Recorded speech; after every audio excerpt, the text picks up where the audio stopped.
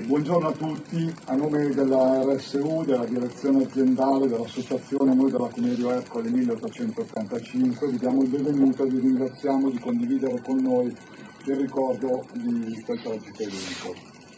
Speravamo, come diceva il signor Sindaco, dopo la commemorazione dell'anno scorso, che abbiamo celebrato in forma ridotta e trasmesso online grazie ai ragazzi e agli studenti del liceo artistico Candiani Bausch, di poter tornare in un modo più consono alla celebrazione.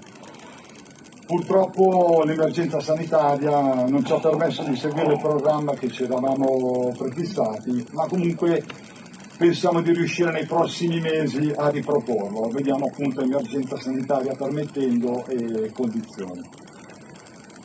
Ora un grazie al signor Sindaco, dottor Antonelli, per la sua presenza come primo cittadino e come rappresentante dell'intera città di Busto.